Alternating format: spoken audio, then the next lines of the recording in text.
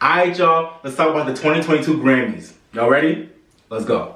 I came to vibe, you came to function, just do that, baby. Don't worry about nothing, no.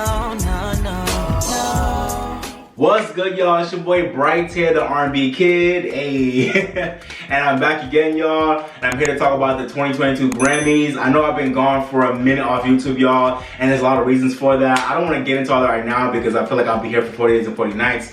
But I've just been going through a lot in my life, and I really feel like I need to take a break from YouTube, just dealing with burnout from creating and just kind of feeling uninspired and just going through a lot personally. So there's been a lot going on with me, so that's why I've not been posting videos. But I do want to, get back into swing of doing YouTube more regularly now. Even though I'm now working 5 days in the week for the most part in the office for the job I work, so that's gonna make it tough for me to be consistent as I can, because I feel like by the time I come home every day, I'm tired as hell. So besides the weekends, it's like I don't know how it's gonna be looking for me having enough energy to record and edit videos like I used to do before I had a job where I was going to the office every day. But I'm gonna try my best to see what I can do in this new phase of my life where I have this new job format compared to when I'm, being remote, or like mostly remote for like for the past few years. I've had jobs where I've been mostly remote or like partially remote, so it's been a lot easier. But with this job now, I'm like fully in the office, so it'll be tough to figure this out. But I definitely wanted to make my first video back in a while talking about the Grammys. I did miss the Oscars. I wanted to make a video about the whole Oscars and the infamous slap, but at the same time I never got around to it, and I was kind of exhausted about all the discourse around it that I don't really feel like making a video. But I might talk about it in a future drop episode, my thoughts on it. I might break it down in a future drop episode, but for now I'm not going to touch it now. But I want to talk about the Grammys real quick in this video, so let's get into it. Overall, my thoughts on the Grammys, I thought for the most part that I really did love like a lot of the awards. I loved a lot of the winners. I just love, like, when you look at the whole list of winners, I love like who that won this year. I loved a lot of the narratives that happened this year, with Jon Batiste winning Album of the Year, with Silk Sonic, going 4 for 4. I didn't think that would happen. Olivia Rodrigo having a good year, not in the general field, but for the most part, racking up a lot of Grammys. Jasmine Sullivan finally becoming a Grammy award-winning artist. Like, that was my favorite moment of this whole year, hands down, was Miss Sullivan finally collecting her things. Jasmine Sullivan should have been a Grammy award-winning artist back in what was like 09, the first year she was nominated. So for her to have finally won 13 years after first being nominated is trash on the Grammys part. But at the same time, when I look back at her Grammy history, I can see why she lost all the categories she lost, because she was always up against like someone who was like way more popular, who had a way more popular song or album or whatever in the category. But Jasmine has been one of the best artists in our generation, so I'm glad she finally collected her Grammys that she's been deserved. I'll talk about that more later, but shout out to Jasmine. I love that moment in the show with her winning that Grammy. She won 2 though. What else happened? Yeah, I don't know. I think a lot, in terms of the narratives of a lot of things, in terms of people who won awards for the categories I care about, I really loved a lot of the actual winners. But in my opinion, the show itself, I think I've talked about this recently. As someone who's like, I feel like I've been like so invested in the Grammys, and I still am, very much so, but there's been a sour taste left in my mouth over the past couple years with so much BS, with the Weeknd thing, and just a lot of like dryness with the nominations, and just it really becoming a popularity contest in the social media age and generation that we're living in. I feel the Grammys have just reflected how much of a popularity contest the music industry has become, even more than ever used to be. So I don't like that about the Grammys, and I feel like that definitely reflected in not only the nominations but also just the show itself. There was a lot of like genuine star power that was missing to me with the show. We had some dope people out there, Silk Sonic did a thing. I liked Lil Nas X's performance and what he brought to the show. There was some good performances. Jon Batiste killed it. I'm talking about that later. But overall, I just feel like the show is missing a lot of genuine star power from like a lot of our modern greats right now, whether or not they're in an album release cycle or not. I just feel like the Grammys were missing a lot of star power performances. They were missing a lot of people in the building. The actual performances that were there, a lot of them were cool, but a lot of them, to me, just felt like we could have done without it. So to me, this was definitely one of the most boring Grammys I think I've experienced in recent memory. It was just a very boring show. For the most part, there were definitely highlights, as there always are every year, but I think for the most part, it was a very boring show to me. And it just, I don't know, it just felt like this, for some reason, this year just felt like the year where the Recording Academy and all the artists and everybody who was just involved with the show this year, it kind of just felt like a year where it was like business as usual, and just let's get this over with, and let's you know put the performances on, hand out the awards, and let's get it over with. It felt like a let's get it over with vibe, compared to it being a show where the producers and the artists and everybody involved were really trying to make moments. Like, I didn't really see, you know, anybody invested in really making moments with the performances, with things in between the performances and the awards. Like, I think Trevor Noah did a great job as a host. I thought he was smooth. I liked his energy. I think he did a good job, just like he did last year. So I didn't have an issue with him. I thought he was great. But I just think the show itself, to me, just was lacking moments. It was lacking energy. And it just seemed like a very dead show. In the building itself, and just the raw flow of the show seemed very dead. But at the same time, like, it wasn't, I'm not gonna say it was a complete flop. Like, there were definitely great moments I'll talk about, so I'll get into that. But yeah, just overall, to me, it was very lax, very chill. A very much going through the motions show this year it was. But you know, like I said, there were still some highlights that I loved that I'll point out in terms of actually some performances and also the winners themselves. So let's get into it. Alright, so I got my laptop now because a lot of stuff happened, so you know, I need to reference what happened. Okay, so Silk Sonic opened the show performing 777, and y'all know I stand Silk Sonic. I love the movement, I love the project, I just love Bruno and Anderson doing what they've been doing. I just love this whole movement, I love the whole moment that they're having. I like the performance. To me, as an opener, it was great. I don't think it was like as explosive as I feel like it could have been. I don't think that's really their fault. I just think it's kind of more so the song not being like a big hit or like a big moment. The song itself, even though I love that song. It's 777, it's not like one of their hits. I understand why they did 777 because, you know, the whole Vegas theme, while, you know, because the show was in Vegas, but I really feel like it would have popped off more if they did like Fly As Me, or even After Last Night, like just something that had a little bit more passion in it than 777. But they still did a great job because it's Bruno Mars and it's Matt. When do they ever have a bad performance between the both of them? Never. So it was still great. As opener, to me, it wasn't that explosive, but I still appreciate what they did. I loved what they did because they always have great performances. They never miss. After that, we had Olivia Rodrigo come through and perform Driver's License. And even though I do love that song, it grew on me over time. And I love Olivia, I have no issues with her. I just felt like it was a very mute and very, I'm not gonna say a boring performance, but to me it was just very underwhelming because I feel like I've seen her have more energy and more vigor with other performances of that song. Maybe I actually would have preferred her to do another song off her album that wasn't like the big one. Like, I would have preferred, you know, good, you know, just something, maybe a song that wasn't a single. I would have appreciated that. But I'm not surprised she chose Driver's License, and it was cool, but it just, I don't know, she seemed like very much like a new artist more than she ever has in the past year to me. So I think it's interesting that she chose the Grammys to, in my opinion, be very just kind of like very lax and going through the motions on stage. So I feel like she's had better performances, but it wasn't bad. But to me, it was just like, it was whatever. So she was okay, even though I do love her and I love her album. So no shade, but you know, she was alright to me. Then J Balvin performed two songs, Que Más Pues and In Da Ghetto, I like that song with him and Skrillex. That's a banger right there. So I like that song. Dancers was going in on some Jabberwockies vibes, so I appreciate that. J Balvin was cool, not bad, not horrible, but not great. Just kind of, you know, whatever. Another whatever performance, so it was cool, whatever. And then after that, we had BTS perform Butter. I was just listening to Joe Budden talk about BTS on his podcast, and I was dying because I feel the exact same way. I really don't have a beef with BTS, but like I said before, I'm tired of the corny songs. I do stand their, you know, the choreography, their energy, like their personality. I love them as an entity, and I love the, you know, the way they can dance. I just love them.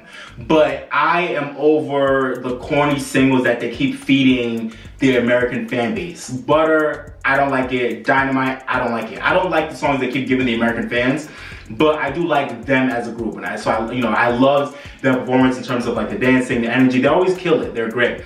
But I don't like Butter, so that is what it is. So yeah, but they were cool though. BTS brought a little bit of energy to the show. You know, I forgot, one of them was like Kiki with Olivia Rodrigo at the beginning. That was cute.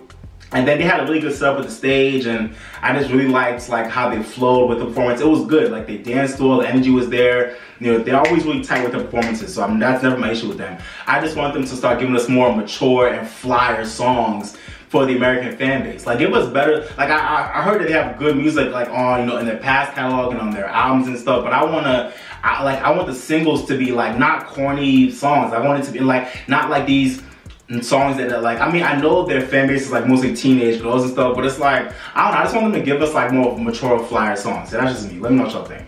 But yeah, so that was BTS. They were cool. And then we had a woman named, I think, Amy Novola, you know, representing for the tropical Latin crowd. She performed a song called La Gota Fria. It was cool, it was a vibe. Then Lil Nas X came through and did a medley of songs off his Montero album. And this is probably one of the most, like, chill performances we've had from Lil Nas X, which I wasn't mad at because it was the Grammy, so I get why he didn't go, like, you know, his usual, like, all-out self. But I kind of would have appreciated seeing what he could have done if he would have given us, like, a spectacle like he usually does at the Grammys. But I'm not mad at how he was, like, more toned down, because I get it. But I still think he did a you know, pretty good job, you know, rapping, singing, dancing, you know, performing. He's a star. He still had his star essence, so he did his thing. Jack Harlow came out for Industry Baby. You know, I think at first he did Dead Right Now. I love that for the Grammys. I feel like that was a perfect choice for the Grammys. You know, talking about his life story in the song for the Grammy crowd. Then he went to Montero for a little bit. That was cool. And then he did Industry Baby with Jack Harlow. Jack Harlow came out, and they always have good synergy every time they perform that song, so they did a good job. To me, you know, Lil Nas X's set could have used something. It could have used a little bit. You know, it could have used a little bit of Saison. I'm not sure exactly where and how, but for the most part, I still loved it. I still appreciated what he did. And Jack Harlow too. So shout out to all of them. That was cool. And Lil Nas X's dancers, they were going in like the rent was due today, like it was due tomorrow. They were, yo, Lil Nas X's dancers, y'all, that whole crew, shout out to y'all. Y'all were killing it. They killed it. Crazy. After Lil Nas X, we had Billie Eilish come and do Happier Than Ever with, you know, obviously with Phineas on the stage as well. To me, Billie was cool. Like, she wasn't whack, she wasn't terrible, but she also wasn't amazing. It was very much just like a very cool performance, very run-of-the-mill, like just whatever. But, you know, just another performance of Happier Than Ever that I appreciated. But to me, again, wasn't a highlight of the show. It wasn't like a highlight of like her Grammy career and her, you know, her career so far. It was just it was another whatever performance, so it was cool.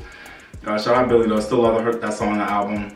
Then Brandi Carlile performed Right on Time. After that, I have no issue with Brandi Carlile, but that performance to me was another one that I was just like, alright. It felt like a bathroom break type of performance. Wasn't bad, but you know, it didn't excite me at all. And it's no shade, it's just the truth.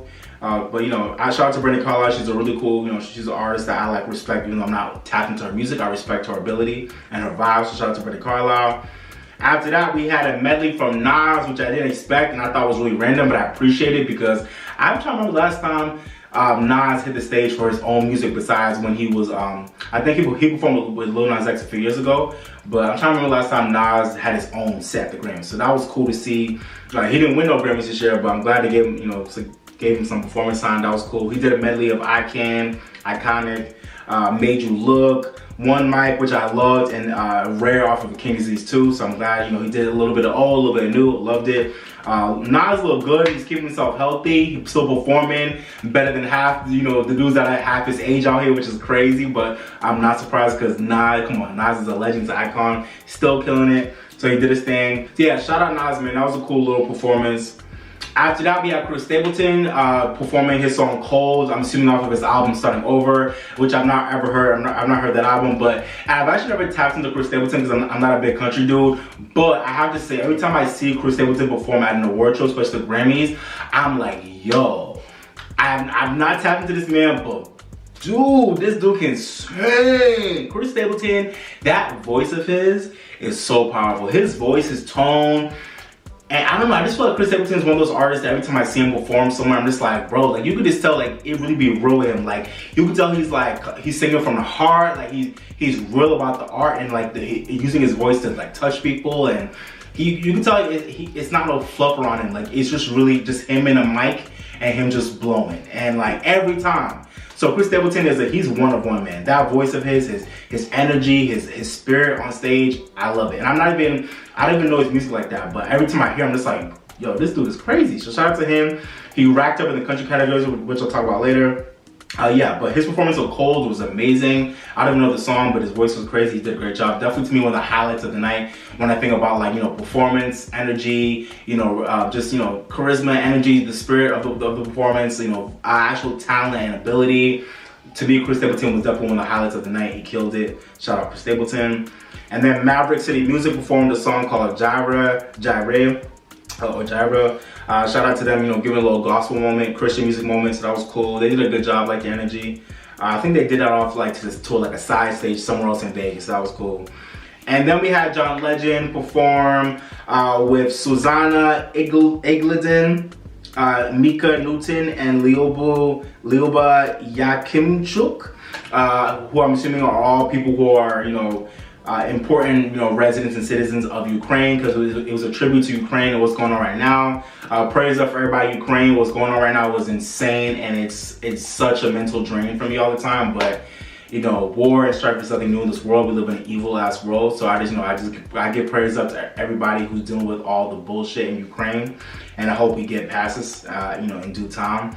But yeah, so John Legend, he sounded amazing. All the other artists who performed with him, one of them was like I think like a cello player or something like that, and then we had like another artist that was like singing with him. John sounded great. The other artists sounded great. The song was beautiful. Beautifully written, beautifully sung, just a great moment and a great way to tribute what's going on in Ukraine right now. And you know, obviously desire for everyone around the world to want that whole country to be free right now. So that was great. I loved it. Great moment for the show. Really was a great moment.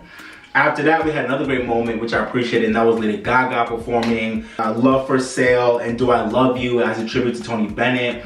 And listen, y'all, Lady Gaga is one of one, man. Lady Gaga is one of one. I was thinking about it when I watched her performance, and I was like, yo, Lady Gaga has been here since 2008.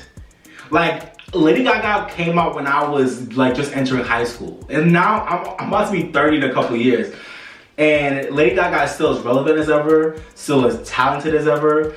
And over the years has found a way to just occupy so many lanes, and genuinely, you know, when we think about like the, you know, the pop, EDM lane and that route, when you think about like the country, kind of like American roots, you know, kind of bluegrass type of vibe that she had like with the Joanne album and the Star Is Born, you know, soundtrack and that whole, you know, era, and then her doing movies with the Star Is Born and House of Gucci and going into acting and being Oscar nominated and also winning, you know, nominated for acting, winning for song. Like, Lady Gaga has really just had a career that, and also like the jazz stuff she's done with Tony Bennett, like Lady Gaga has occupied so many lanes and none of it's been like played up, or it's all been genuine. And it's just so crazy seeing an artist that's so versatile and so talented as her. It was just amazing to see. So she performed a tribute to Tony Bennett that was so beautiful, and to me, one of the highlights of the show, just with Gaga just like, you know, just going full steam, like, you know, just giving us like jazz, you know, jazz lounge vibes, like giving us the weird, quirky jazz voice that was so weird, but it was so dope. Like, I don't know how to describe it. And then, you know, obviously, you know, seeing the images of Tony Bennett and her in the background was beautiful, because we all know what's going on with Tony Bennett. And it's just cool to see Lady Gaga being one of the main artists that's like tributing his life right now in the stage of his life. And I love that Lady Gaga has been like the voice and the face of like, you know, kind of representing his legacy as it's coming to a close. And she killed that performance. Vocally, charisma, personality-wise, the way she sung those songs, the personality she just injected into those songs, the way she works the stage.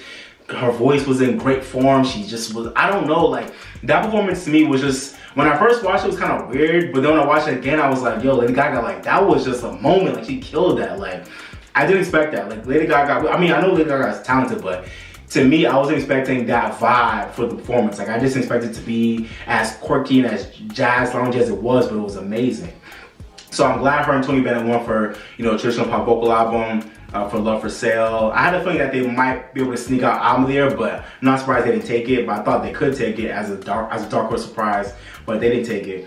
But yeah, man, beautiful tribute to Tony Bennett by Lady Gaga. That was just, to me, one of the best performances of the night, and definitely a highlight. I don't know why more people are not talking about Lady Gaga's performance. To me, it was amazing. So yeah, after Lady Gaga, we had Billy Strings perform Hide and Seek. That was cool. I barely remember it, so whatever. No shade. And then after that, we had the In Memoriam segment where Cynthia Erivo, Ben Platt, Leslie Odom Jr., and Rachel Zegler performed a few songs. You know, Night a Day Goes By, Send in the Clowns, and Somewhere. to me, it was such a random combination of artists, but it was great. I thought they all sounded beautiful. Rachel sounded great. Cynthia gonna always kill it. Leslie Odom gonna always kill it. And Ben Platt, I'm not that familiar with him in his music, but he did a good job too. He was cool. Like, it was just, you know, they all sounded good together. They all performed really well. It was a beautiful in memoriam that I feel like allowed you to focus on the lives who were lost more so than the Oscars did. No shade. But yeah, so that was cool. Really good songs, good, you know, good vocals, just a good sweet moment to recognize all the people we've lost in the last year. We lost a lot of people in music in the last year too, so it was an important memorial to get right, you know. After that, we had Jon Batiste perform Freedom, the best performance of the night, and I did not expect it. One, I don't even think I was really aware that he was gonna perform. You know, it makes sense because he was the most nominated artist of the night with 11 nominations, and he ended up winning 5, the most of anybody this year, which is amazing. And I didn't expect that from Jon Batiste, because I'm not really familiar with him. I've seen his name and I've seen his project We Are Around like last year, but I never really tapped into him yet. And I just listened to his album for the first time today. Actually, today's Wednesday. The Grammys are on Sunday. Today's Wednesday. I listened to something for the first time today, and I liked it. I'm kind of surprised it won Album of the Year, because to me it just feels like it doesn't feel like something that's like a game changer, or like something that I really like. I don't know. I don't really feel like this album was like a zeitgeist in the culture like that. So I'm surprised it won, not because it wasn't known, but because even when I listened to it, it just felt like a very good R&B album, but it didn't feel like an album that to me like spoke to the culture and really affected people in a mass way. But you know, it's the Academy voting for these things, not just the world. So it was whatever, and I'm very happy for him regardless. But yeah, so I didn't even realize he was performing. But then when he performed, I was like, oh, that's Jon Batiste. He started, you know, playing on the piano, just killing it with a little piano intro, and then he went into Freedom with, you know, on a brighter stage, with like a stage that kind of mimics the vibe and the look of the Freedom video, which is, I thought they like mimicked it really well with like the dancers and the colors and all that. It was a great, like literally like a replica of like the Freedom video. It was amazing. When I tell y'all, Jon Batiste went up on that Grammy stage and gave me what I was looking for everyone else to give me the entire night. And not just the Grammys this year, but I'm talking about like all award shows like in the past couple years. Jon Batiste, as someone who was, especially up until this point, was pretty much a nowhere near a household name, went up there and upstaged every goddamn A-level, B-level, C-level, any level above him in terms of, you know, promotion and awareness and the machine. All these artists that had the budget, the promo, all these things behind them to have had the performance of the night. Jon Batiste quietly got up on that stage, and showed everybody how you perform from the heart and with talent and with intention. Jon Batiste, thank you for blessing me. Thank you for blessing the world with that performance that I didn't even know we needed, and I didn't even know we were getting. I was shook when it happened, but I was so glad it happened. Jon Batiste, thank you so much. That performance was everything. Your vocal, you playing the piano, the blocking and the staging and the way that everything flowed with you and the dancers, the energy. The song itself, it was perfect. Like, it was just a perfect moment. I love that song, Freedom. I love the video, which also won Best Music Video, which I'll talk about later, which I was surprised by, but shout out to him, because that was a great video, so I'm not mad. But yeah, man, Jon Batiste had the best performance of the night, hands down. Best performance of the night, hands down, and in all regards, in all marks.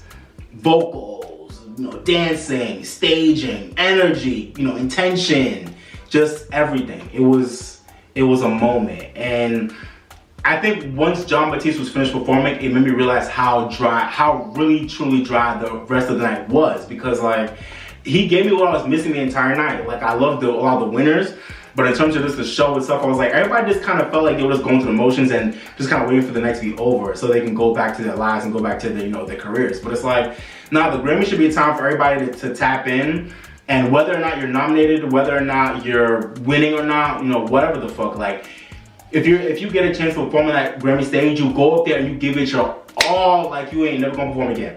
Like, that's how I feel like everyone should treat the Grammys. That's how I feel like you should treat the Super Bowl. That's how I feel like artists should treat every award show performance. Like, you should treat it like it's your last performance, in case, you know, God forbid you die the next week. Like, you want to go up in there and be like, hey, this artist's final performance was at the Grammys and look at what they did. Like, you know what I'm saying? Like, that's how I feel everyone should attack the Grammy stage. But John Batiste was the only person who had the energy last night, and he came. Not the only person, but one of the only artists who had the energy last night, and he killed it. John Batiste, so proud of you, bro. I'm really gonna tap into you fully now. I'm gonna be following you. I'm gonna be watching you because you are a special man. You're a special talent. Your album is great. Your performance ability is great, and I'm just looking forward to hopefully getting more gigs and more opportunities to bless the world with your spirit and with your talent. Because yeah, man, you reminded everybody in that building what they were not doing, whether or not they were performing. For the artists who were there but didn't perform, you reminded them what they need to be doing from here on out. And for the artists that did perform, you reminded them why they needed to go back and rehearse more. So yeah, wow. John Batiste, you did that. That was amazing. You did that. A whole blessing, a whole anointing with an amazing message at the end too, you know, to encourage people to be themselves, to embrace who they are, to embrace their freedom, embrace their individuality, and just get your blessing, like everything. I needed that, like for real, I needed that. So John Batiste, thank you. Amazing. After that, and on the complete opposite end of the spectrum, after that we had Justin Bieber, Giveon, and Daniel Caesar come and perform Peaches. At first, Justin Bieber did like a little like slow down, you know, R&B, late night, you know, kind of like lounge version of Peaches, which was funny as hell. And I wasn't mad at it, but it was also like, Justin, you're not going like make this like, you know, this slow down, like, you know, traditional R&B version of like this like gutter ass, you know, song. Like it was weird, but like whatever, whatever. After, you know, he did a little slow down R&B version of Peaches, he then went into the, you know, the actual, you know, up-tempo version with Daniel Caesar and Giveon. And I love all three of those men. All three of them, I love them. Their music, who they are as guys, I love all three of them. I love Daniel Caesar, but I love all three of them. All three of them as artists, I love them.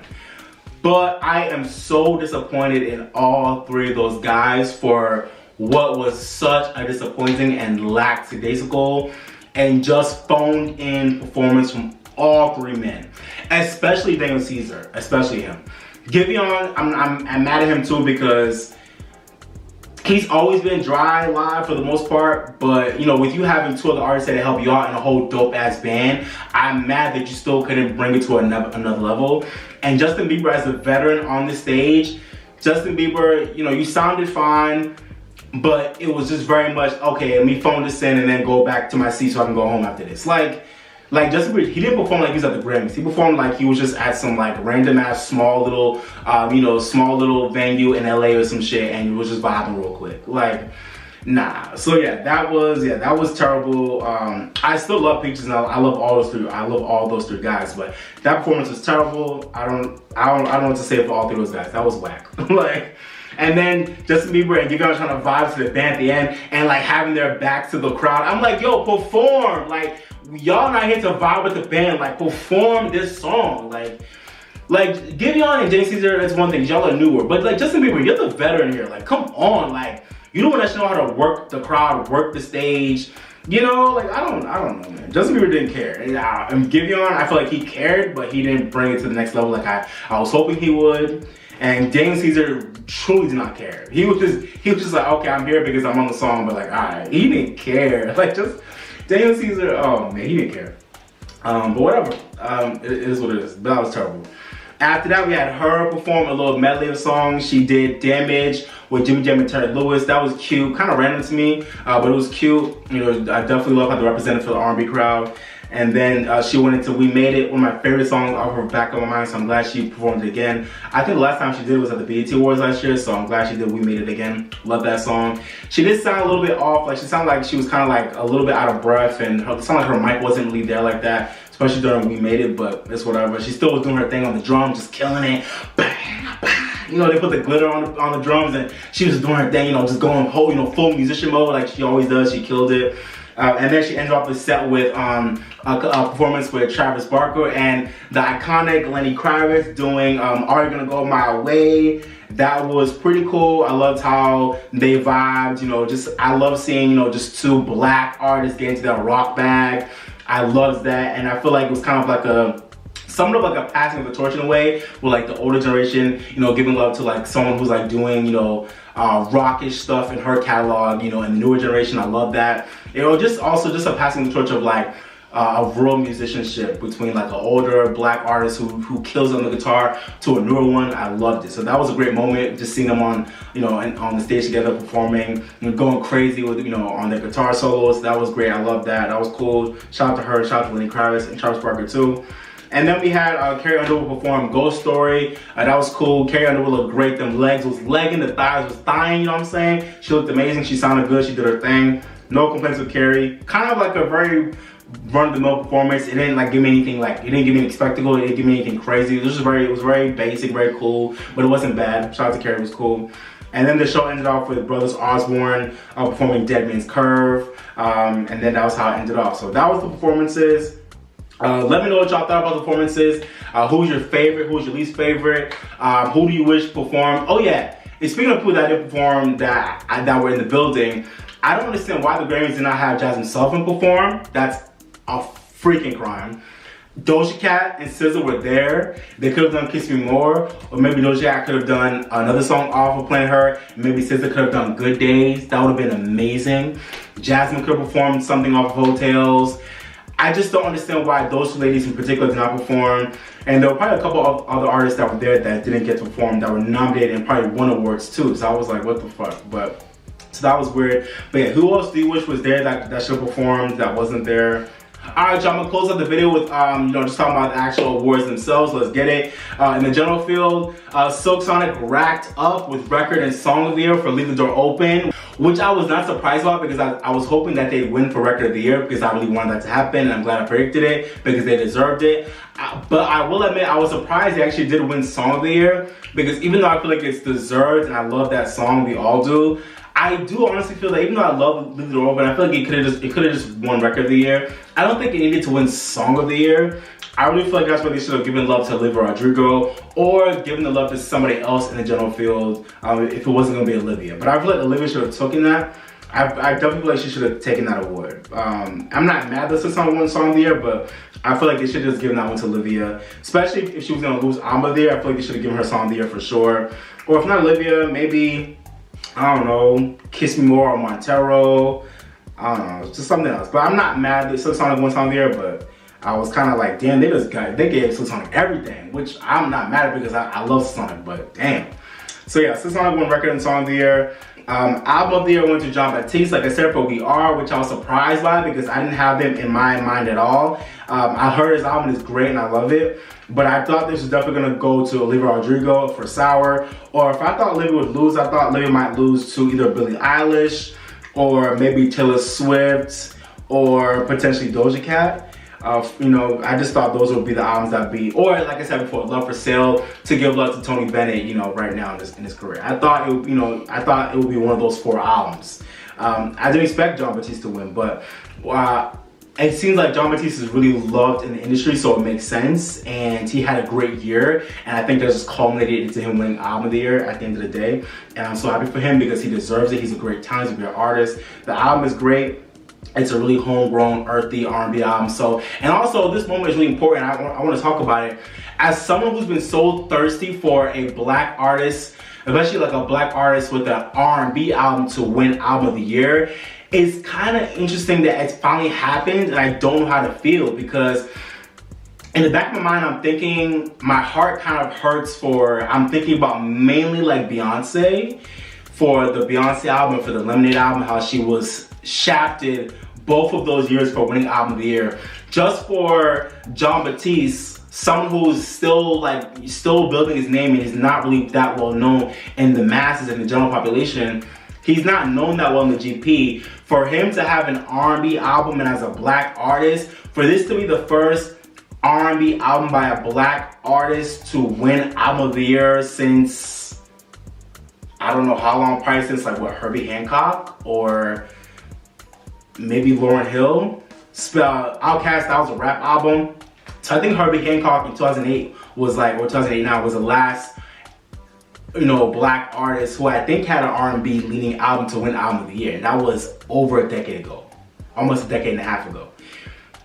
you know, and if we're talking black artists in general, I think after Herbie Hancock, I don't think we've had any black artists win Album of the Year. So if the moment finally happened this year, but for some reason it didn't feel like, I don't know, it didn't feel like that big of a deal because it was won by somebody who a lot of people don't really know, and it was won by someone who, and also by an album that a lot of people just aren't that familiar with, you know, before it actually won. So a part of me is so hyped because We Are is a great album. John Batiste is a great talent. He's a great artist, and I'm like, yes, an R&B album finally won. An R&B album by a black artist finally won Album of the Year. Like, yes, like, word. But I'm also like, damn, like, Beyonce couldn't do it as Beyonce. So it feels weird at the same. It just feels weird. And this album also won in a year where I think the Album of the Year race was, like, a lot of people, like, their top 5, John Batiste was most likely not in their top 5 for people who were in contention to win. So this is very interesting. I feel like this is a year where even though a black artist won, a black artist that made an R&B album, it's not really a win that a lot of people expected. So it doesn't feel as, like, good, if that makes sense. Even though, like, it does feel good because, like, it's an album that's great by an artist that's great. So does that make sense? So yeah, it's a little bit but kind of like a bittersweet Album of the Year win for me. Like, I love it, but I'm also like, damn, like, I wish it would have been, like, hyped and expected before it happened. And I also wish this could have happened a few years ago for Beyonce, maybe some other artists, Kendrick Lamar for To Pimp a Butterfly. Like, but that's rap. But still, like, yeah. So, but I'm happy we finally had this happen. It's been a long time coming for a black artist, especially an R&B artist, to win Album of the Year. So I'm glad it finally happened. But I'm still shocked that it happened in a year where I think, like, people like me thought it was going to be going to Olivia Rodrigo, or possibly Lady Gaga and Tony Bennett, or maybe Billie Eilish or Doja Cat. Like, so that's just, or it's just very interesting. But yeah, so shout out to Album of the Year, shout out to John Batiste. Interesting how that played out, but I'm not mad at it. Best artist went to Olivia Rodrigo. No surprise there. I'm glad she won. She deserved it. Definitely should have won it. She had a great breakout year last year. She definitely deserved it. Looking forward to the rest of her career. I don't think this will be the kiss of death for her. I think she's going to have a great career from here on out, so she'll be good. Going to the pop categories, Olivia racked up with Best Pop Soul Performance for Driver's License and also Best Pop Vocal Album. Totally deserved. I thought they might give Best Pop Soul Performance to somebody else besides Olivia to kind of spread the wealth, like mainly Justin Bieber, like I predicted, but that didn't happen. But it's cool. But shout out to Olivia Rodrigo for racking up in the pop categories. Pop duo group performance went to Doja Cat and SZA for Kiss Me More. One of my favorite moments during the telecast was seeing SZA walk up on the stage with some crutches. I was like, SZA, what happened to you? And then Doja Cat running from the bathroom to come accept the award. So funny, and it was so them. Like, it was so them, so I love that. But yeah, I'm glad they won it. I predicted it. They deserved it. So glad they won it. Doja Cat and SZA are finally Grammy winners. This is both of their first Grammys. So happy for them. Deserved it. Amazing. So glad they won. So happy for Doja Cat and SZA. And then traditional pop vocal album went to Love for Sale for Tony Bennett and Lady Gaga. Not surprised with that. Cool. Dance electronic album went to Subconsciously by Black Coffee, which I did not expect, but I'm so happy that Black Coffee won. I didn't expect that. I didn't think he was winning, but I'm so glad he did, because Black Coffee is amazing, I believe, South African DJ that makes amazing music. His album Subconsciously came out like in February of last year. Great project, great vibes throughout that whole project. He just, he has a great ear. He makes great music. I love his sound, love his vibe. So I'm so glad he won. This is the second year in a row that a black artist has won Best Dance Electronic Album. So Kayshonada won last year, and now Black Coffee won this year. So that's amazing. Like, come on, my black people winning the dance categories, especially in back-to-back years. That's not, that don't happen every day. So shout out to Black Coffee, so deserved for your win, bro. Shout out to you, congrats. The rock categories, the Foo Fighters swept that. I'm not only invested in the rap. I'm not invested in the rock categories, but the Foo Fighters swept that. Shout out to the Foo Fighters. Shout out to them. They pretty much swept the whole thing besides metal performance. Best alternative music album went to St. Vincent for Daddy's Home. I'm not surprised by that. I've not heard that album, but I know a lot of people really wanted that to win, and that was like a favorite in this category. So shout out to St. Vincent. And now for the R&B categories, my babies, my favorite categories. Best R&B performance was a tie between Silk Sonic and Jasmine Sullivan, which a lot of people were surprised by, like, oh my god, a tie. But actually, ties have happened in the past of the Grammys. It's not actually that rare of an occurrence. Even a few years ago, Leon Bridges tied with, I think it was PJ Morton and Yebba for Best Traditional R&B Performance. They both tied in that category, so they both won a Grammy that year. So yeah, ties happen at the Grammys, it happens.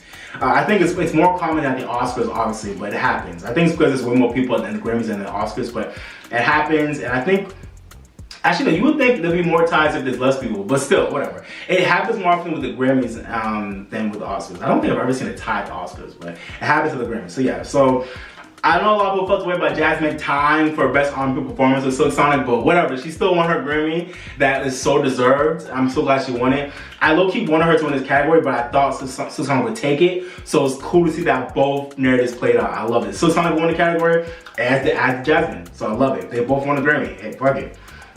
Best Traditional R&B Performance went to Fight For You by her, which I predicted. I'm glad she won. Fight For You is a great song. I'm glad it won here. I love that record. I would have loved for Lucky Day and Yebba to pull this out low-key because I love that song too, but I'm definitely glad her won. Great song. I ain't mad at it. Best R&B song went to Leave the Door Open, which I'm not surprised by. I was pulling for Good Days by SZA because I feel like Good Days is a once-in-a-generation R&B song, so I really wish it had won in this category. It deserved, but I'm not surprised Silk Sonic won because Leave the Door Open was one of the biggest moments of the year last year, so it is what it is. Shout out to Silk Sonic. I'm glad they won this category. I'm not mad at all. Best R&B song was one of the best categories this year. I said that in one of my previous videos. This category was stacked, so anybody who won, I'm not mad at, but it went to Silk Sonic, even though I would have been happy with anybody in this category winning it. But even though I really was pulling for SZA. But this category is crazy. Shout out to Best R&B Song, crazy category. Best Progressive R&B Album went to Lucky Day for Table for Two, which I am not mad at because I stand Lucky Day and I'm glad he finally is a Grammy winner. But to be honest, I'm a little bit annoyed because I feel like this is like a makeup Grammy for him not winning anything for Painted, which is the album where he should have won his first Grammy. Table for Two was like a 6-7 track EP that had mostly just him, duets with him and other women. So I feel like this is kind of like a messed up win because I feel like one, Hiatus KOT deserved this category in my opinion. They deserved it. They should have won this category, even though I love Lucky Day. But also, Table for Two was a project where Lucky Day was on like half of it, and the other half was women, and it was like a 6-7 track EP. So I feel like it's kind of messed up that he won this category, but at the end of the day, I'm happy for Lucky Day because he deserves a Grammy anyways, and he'll win more in the future. But I'm kind of, this is like a bittersweet win for me, bittersweet. But I'm happy Lucky Day is finally a Grammy winner. Shout out to him.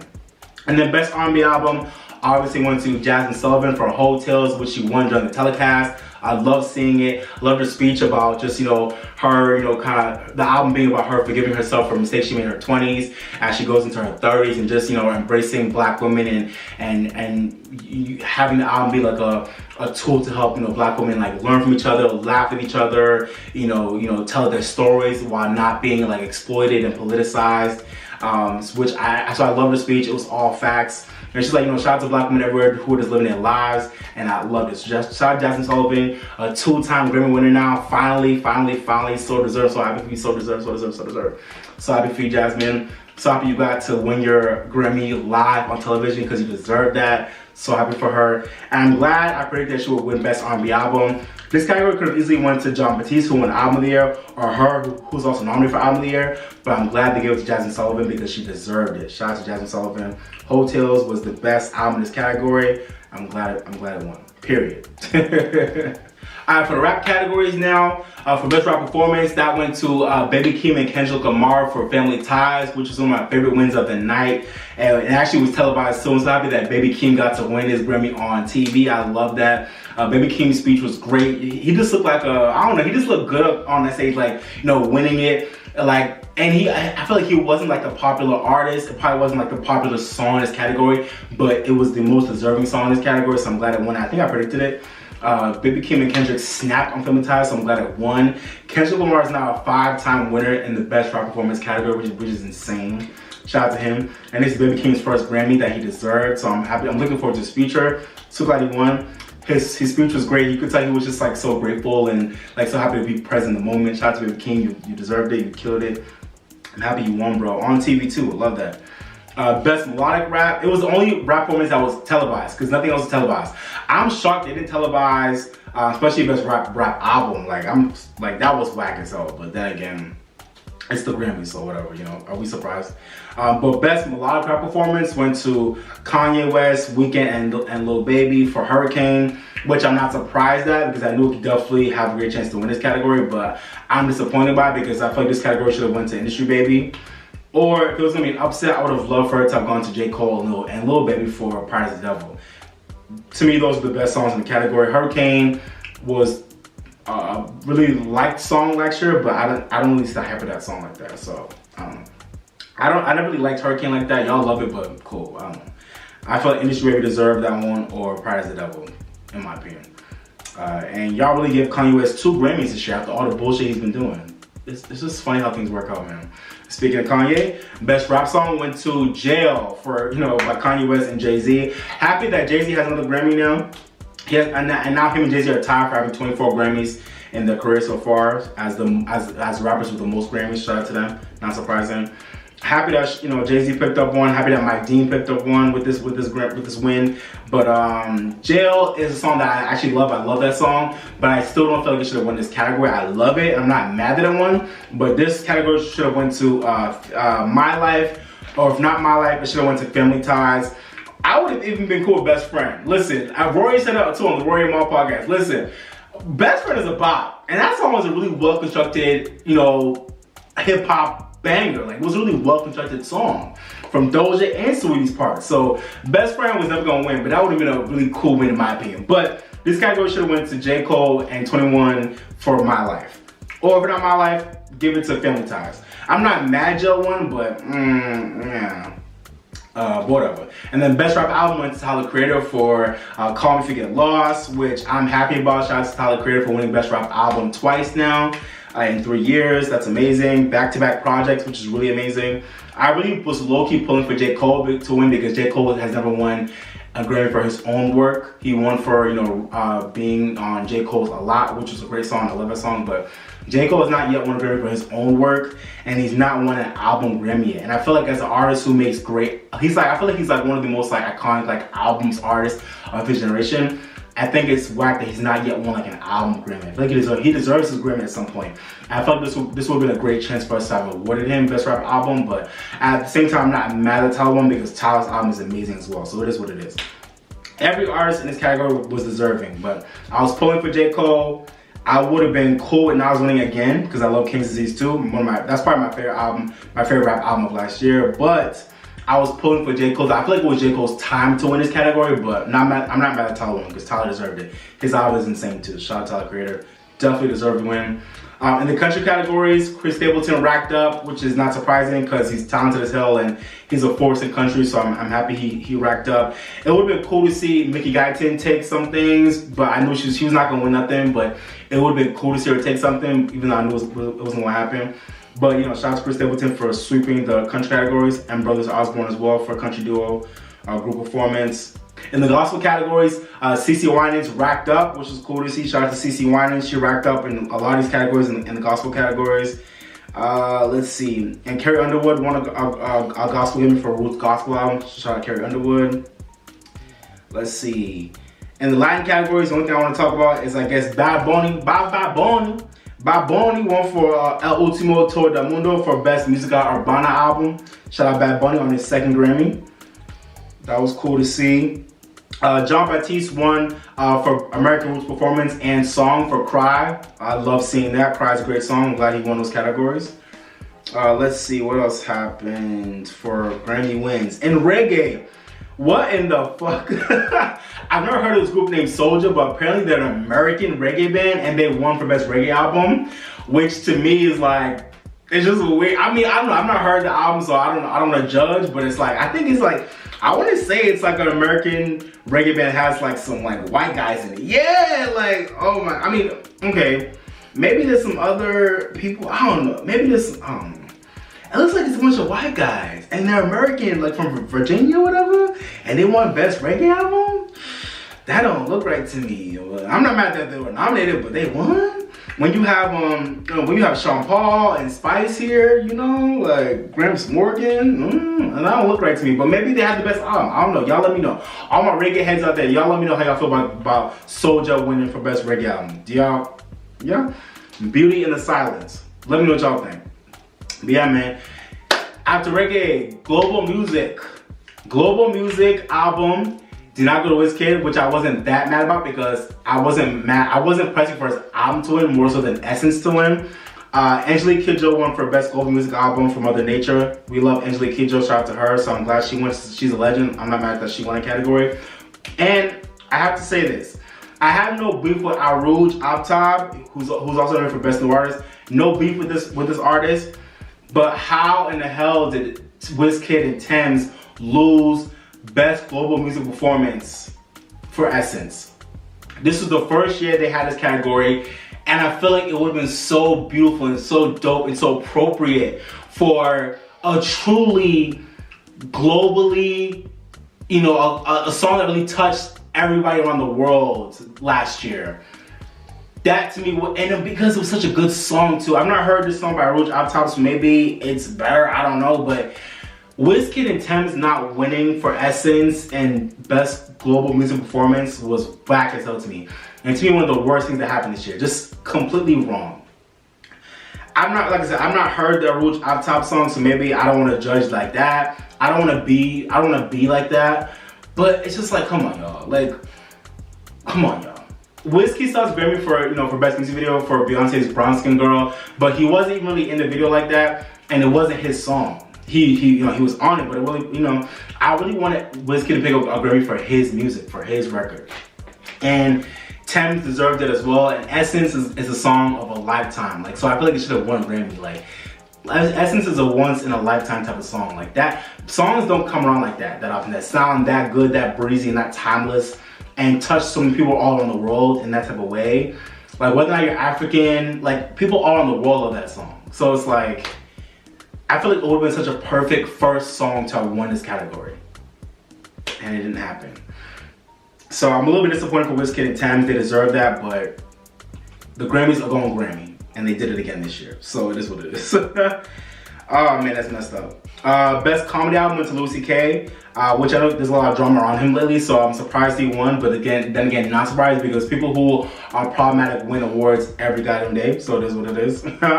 Best Compilation Soundtrack for Visual Media went to Andre Day, which I'm so happy about, for the United States vs. Billie Holiday soundtrack, which was an amazing soundtrack, so I'm so glad it won. So deserved. She killed that whole soundtrack. Her and Salam Remy killed that entire soundtrack. They murked it. So I'm so happy for Salam Remy and for Andre Day for winning that category. I didn't think they'd win it, but I'm glad they won it. Amazing. And then best score soundtrack for visual media went to the Queen's Gambit and the Soul soundtracks, which is dope. Shout out to John Batiste again for Soul. Best songwriting for visual media went to All Eyes on Me by Bo Burnham. Shout out Bo Burnham. I was low-key pulling for either Fight For You or Here I Am to win. Even Speak Now would have been dope. You know, 2 out of those 2 were Oscar-winning / nominated songs, but it's all good. Shout out to Pink 2 for All I Know So Far, great record. I'm not mad that Bo Burnham, because I know there's a lot of love for him right now with his project Inside, but you know, it's all good. Shout out Bo Burnham. Producer of the year went to Jack Antonoff, which I'm not surprised at. I think I predicted that as well. Jack Antonoff went crazy last year with producing a lot of albums back to back, like entire albums for artists. He produced, you know, the Lana Del Rey album, St. Vincent album, the Clairo album, Lord's album, and his own album with the Bleachers. Like, he produced a lot of albums last year, like in the pop alternative world. So I'm not surprised he won that. Shout out to him. He put in mad work last year, so he deserved that. And yeah, and the best music video went to John Batiste for Freedom, which I'm glad he won. I thought best music video was going to go to Lil Nas X for Call Me By Your Name. I thought that was really going to win. Or maybe Happy Number by Billie Eilish. I thought one of those 2 were going to take it. But I love the Freedom video, so I'm not mad that it won. It's a great video. It makes you feel good. The colors are amazing. The choreography, the directing. It was just a great video, so I'm not mad that it won. And John Batiste definitely deserved it. Shout out to John Batiste for best music video. Freedom was a great video and a great song. Shout out to him. And then lastly, my guy Questlove won the Grammy for best music film for Summer of Soul. Oh, I was happy for Questlove, man. I feel like he didn't really get to, you know, revel in this Oscar moment like that, so I'm glad he kind of got like a re-up with his Grammy win as well for the same project. Love that for him. Shout out Questlove, King. You gave us the project of a lifetime, Summer of Soul. The way you edited, the way you and your team, you know, got that footage together, edited it, along with the interviews of the people who were there and other people. Like, it was just a great documentary, a great film, a great piece of art that was so necessary for me and for a lot of other people in this world. So shout out to you for winning not only an Oscar for it, but also a Grammy for it, as you deserve. Shout out to Questlove for Summer of Soul. Amazing. Won Best Music Film. And that was it for the awards. So that's it for the awards, y'all. Yeah, man, so that's it for the video. Hope you guys enjoyed it. I know I've not been on YouTube for a minute, but so I might be a little rusty, but hope you guys enjoyed that regardless. I hope you guys enjoyed the Grammys. I thought it was okay, but I hope you guys enjoyed it. If you even watched it in the first place, did you watch? Let's be honest, did you watch it? You didn't watch it. You just call the clips online after the fact. Let's be honest. Let's be real about it. I actually watched the whole thing because, you know, this is my world. This is what I'm invested in. I'm all about the music industry. So, of course, I watched the whole thing. But, yeah, all in all, to me, it was a very kind of boring show, kind of a very run-of-the-mill show. But there were some highlights, you know, Jon Batiste, Jasmine Sullivan finally winning her Grammys, Silk Sonic winning Grammys and then performing. Lil Nas X was cool. You know, there was a lot of cool moments. Chris Stapleton, you know, some cool moments, but for the most part, it was a really whatever show. I liked Trevor Noah though. I thought he did a great job. And I really liked all the winners that actually won awards this year. I think a lot of the winners were great. Even though they did mess up Best Global Music Performance. Wizkid not winning that was terrible. And I'm trying to think if there was some other messed up wins that happened.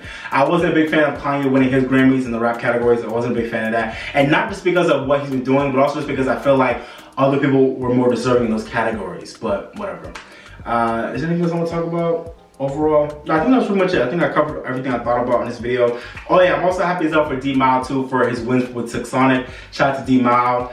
I think D-Mile has now won Song of the Year twice in two roles in a year for writing I Can't Breathe last year with her, and now also for writing Leave the Door Open this year with Silk Sonic. So shout out to D-Mile. It's amazing to see a black man winning Song of the Year twice in a row. That's amazing. And Bruno Mars has also now won Record of the Year 3 times, which is amazing. So shout out to Bruno Mars for that. And there's probably a lot of other stuff that happened I probably just had to talk about. Forgive me, there's a lot of stuff that happened. I try to get everything in this video, but I don't want it to be like an hour and a half, so I'm gonna keep it at that. But yeah, hope you guys enjoyed the video.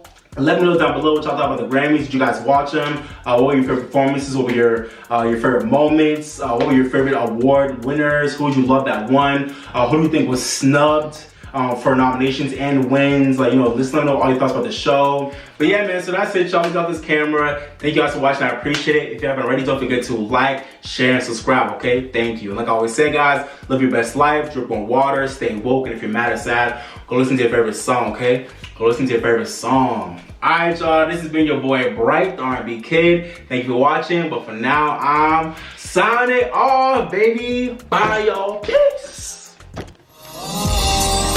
I came to vibe, you came to function, just do that, baby.